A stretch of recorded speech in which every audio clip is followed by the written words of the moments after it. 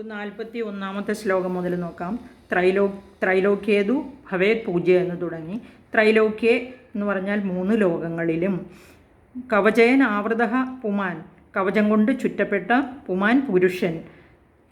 പൂജ്യ ഭവേൽ എന്ന് പറഞ്ഞാൽ പൂജ്യനായി ഭവിക്കും, ബഹുമാനിക്കപ്പെടും എന്നർത്ഥം.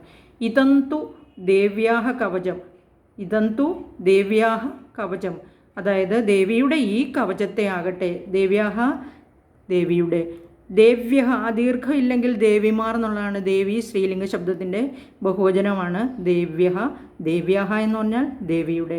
ദേവാനാം അപി ദുർലഭം, ദേവന്മാർക്കും കൂടി ദുർലഭമായ, അതായത് കിട്ടാൻ പ്രയാസമുള്ള, യഹ യാവൻ ഒരുത്തൻ, ഏതൊരുത്തനാണോ ഈ കവചം ഹൃദിസ്ഥമാക്കുന്നത്, പ്രയത ശുദ്ധനായി, ശ്രദ്ധയാന്വിത എന്ന് പറഞ്ഞാൽ ശ്രദ്ധയോടുകൂടിയവനായിട്ട്, നിത്യം ത്രിസന്ധ്യം എന്ന് പറഞ്ഞാൽ നിത്യം ദിവസം തോറും, ത്രിസന്ധ്യയ്ക്ക് എന്ന മീനിങ് എടുക്കാം.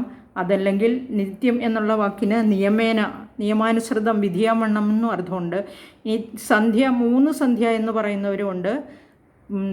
പ്രദോഷ സന്ധ്യ, സായാഹ്ന സന്ധ്യ, പ്രഭാത സന്ധ്യ, ഇങ്ങനെ സന്ധ്യകളെ പറയുന്നവരുണ്ട്. ഇവിടെ നമ്മൾ സാധാരണ രാവിലെയും വൈകുന്നേരമാണ് ദീപം തെളിക്കുക. സന്ധ്യാദീപം തെളിക്കുക എന്ന് പറയുന്നു.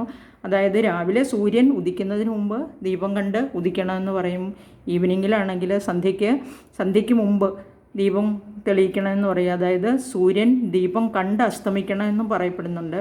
അതായത് ത്രിസന്ധ്യം കൊണ്ട് ഉദ്ദേശിക്കുന്ന 3 സന്ധ്യ എന്ന് വേണമെങ്കിൽ ഉദ്ദേശിക്കാം. അല്ലെങ്കിൽ വൈകുന്നേരം പകൽ കഴിഞ്ഞ് രാത്രിയും പകലിനും കൂടിച്ചേരുന്ന സമയത്തിനാണ് സന്ധ്യ എന്ന് പറയുന്നത്. ആ ത്രിസന്ധ്യയ്ക്ക് ജപിക്കുന്നവൻ എന്ന് വേണമെങ്കിലും മീനിങ് എടുക്കാം.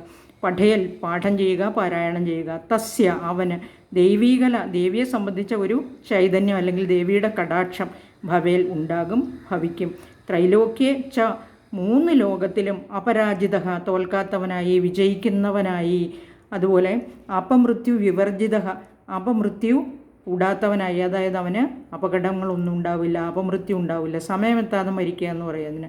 സാഗ്രം വർഷശതം, സാഗ്രം എന്ന് പറഞ്ഞാൽ സമ്പൂർണ്ണമായിട്ടും, ശതം വർഷം 100 വർഷം ജീവിച്ചിരിക്കും.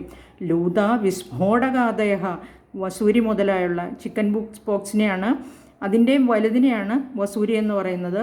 അതുപോലെയുള്ള പകർച്ചവ്യാധികളൊന്നും അവനടുത്ത് പോലും വരത്തില്ല. സർവേ വ്യാധയ നശ്യന്തി, അങ്ങനെയുള്ള എല്ലാ വ്യാധികളും നശിച്ചു പോകുന്നു. കൂടാതെ സ്ഥാവരം ജംഗമം ച അപി, സ്ഥാവരം എന്ന് പറഞ്ഞാൽ ചലനമില്ലാത്ത, ജംഗമം ചലിക്കുന്നത്.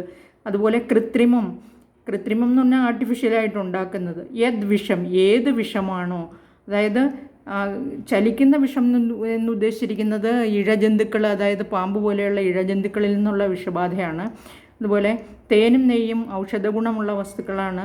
അതുപോലെ തന്നെ അതിനെ ഈക്വലായിട്ട് മിക്സ് ചെയ്താൽ ഒരു പോയിസണൽ എഫക്റ്റാണ്. അതുകൊണ്ടാണ് അതുപോലെയുള്ള വിഷങ്ങളെയാണ് കൃത്രിമം എന്നുദ്ദേശിച്ചിരിക്കുന്നത്. അത് തദപി നശ്യതി, അത് നശിക്കുന്നു. ദേവന്മാർക്കും കൂടി ദുർലഭമായിട്ടുള്ള ദേവിയുടെ ഈ കവചത്തെ ഏതൊരുത്തൻ ശുദ്ധനായി ശ്രദ്ധയോടുകൂടിയവനായി ദിവസം തോറും 3 സന്ധ്യകളിലും അല്ലെങ്കിൽ ത്രിസന്ധ്യയ്ക്ക് പാരായണം ചെയ്യുന്നുവോ അവന് ദേവിയുടെ കടാക്ഷം, ദേവിയുടെ ചൈതന്യം ഉണ്ടായിരിക്കും. അവൻ 3 ലോകത്തിലും തോൽക്കാത്തവനായി, അതായത് വിജയിച്ചവനായി, അപമൃത്യുക്കളൊന്നും കൂടാതെ, വ്യാധികളൊന്നും കൂടാതെ 100 വർഷം മുഴുവനും ജീവിച്ചിരിക്കും. ആ പുരുഷന് സ്ഥാവരമായും ജംഗമമായും കൃത്രിമമായുള്ള എല്ലാ വിഷങ്ങളും ഏൽക്കാതെ അതിനെ നശിപ്പിക്കാനുള്ള കഴിവുണ്ടാകുന്നു. അവൻ്റെ ഒരു നോട്ടം കൊണ്ട് തന്നെ ഈ ബാധകളെല്ലാം നശിച്ചു പോകുന്നു എന്നർത്ഥം.